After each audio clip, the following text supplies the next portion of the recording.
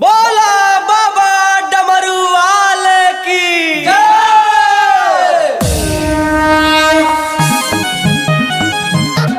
ओ भोले शंकर बाबा कैलासी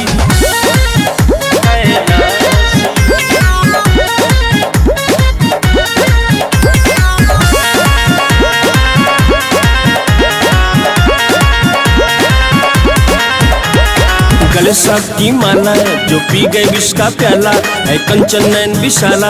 भोले गले साहब की माला जो पी गए विष का प्याला है कंचन नैन विशाला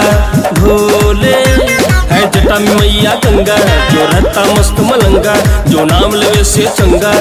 भोले और जिसके दर्शन को अखिया प्यासी हाँ दर्शन को अखिया प्यासी हाँ प्यासी ओ बोले शंकर बाबा कैलासी ओ बोले शंकर बाबा कैलासी ओ बोले शंकर बाबा कैलासी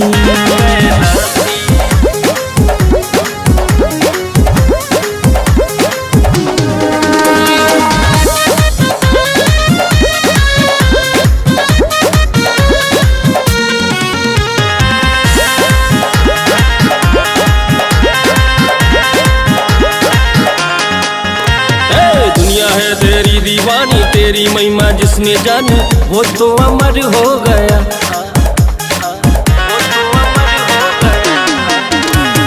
दुनिया है तेरी दीवानी तेरी महिमा जिसने जानी वो तो अमर हो गया ओ मन मेरा बस बम बम बोले तन मन ये मस्ती में डोले तेरा असर हो गया ओ तेरी कृपा का मैं अभिलाषी हाँ कृपा का मैं अभिलाषी अभिलाषी ओ बोले शंकर बाबा कैलासी ओ बोले शंकर बाबा कैलासी ओ बोले शंकर बाबा कैलासी शंकर बाबा कैलासी कैलासी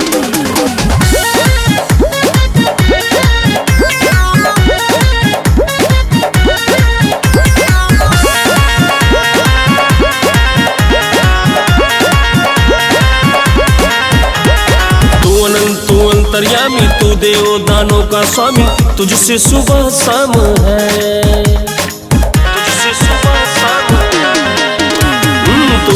तू अंतर्यामी तू देव दानों का स्वामी तुझसे सुबह शाम है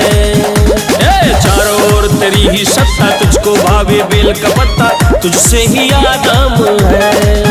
बोले तू है अजर अविनाशी हाँ तू है अजर अविनाशी अविनाशी ओ बोले शंकर बाबा कैलासी ओ बोले शंकर बाबा कैलासी ओ बोले शंकर बाबा कैलासी शंकर बाबा कैलासी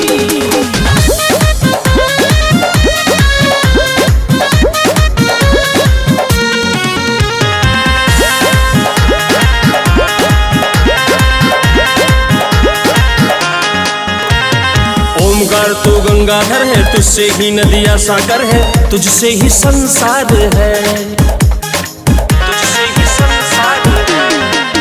है ओमकार तू गंगाधर है तुझसे ही नदियाँ सागर है तुझसे ही संसार है तेरे दर पे आए पुजारी गाए हैं दीपेश हजारी तू ही जीवन सार है और जिसके त्रिशूल पे बासी है काशी हाँ त्रिशूल पे बासी है काशी हाँ काशी बोले शंकर बाबा कैलासी ओ बोले शंकर बाबा कैलासी ओ बोले शंकर बाबा कैलासी।